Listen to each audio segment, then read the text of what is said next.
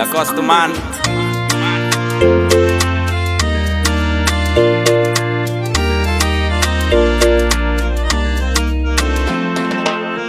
Na mamna mangidy na olo mahantra de sarotra fogna ny ala aminao.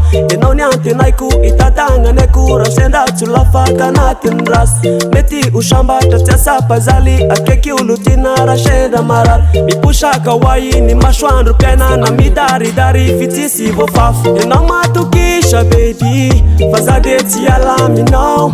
Nanatiny sarotra ny aty de vonona ny aritra avao.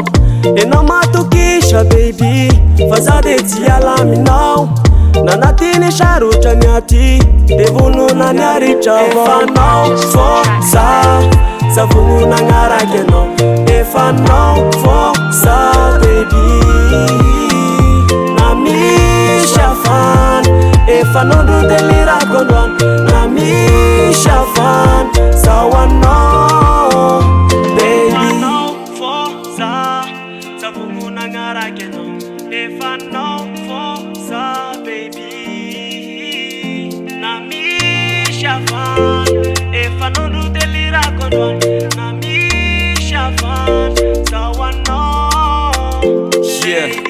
Fandrimazy matoky satria zako efa hainao. Raha toka misy tsy ampianjavonina ny ameno. Ianao lo tena tiky ze mikihana tsy ahoako. Renaiky samy tady eo aza raisina fa roaso. Tiako ohatrany ditra ianao na ratsy aza tsy hariko. Na mafy zany anilanao tsy kwa io fayafiko. Tsy mila promesse be fa satria zay le zaky fekindry rehefa amikozy na arboy atsiko e la. Ianao matokisa baby fa za de tsy alaminao.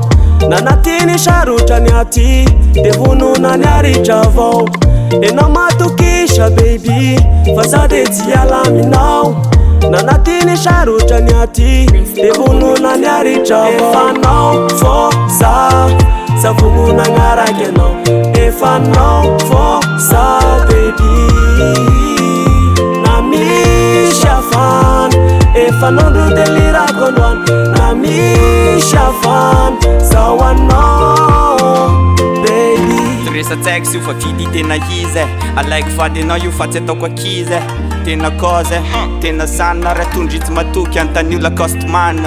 Resadsaiko sy io fa vidy tena izy tena izy tena izy tena koze tena sana raha tondritsy matoky antan'io Lacoste man. Efanao fô za vonona agnaraka anao. Efanao fô za baby na misy afana. Efanao ndro delirako androany na misy afana zao anao baby. Efanao fô za vonona agnaraka anao.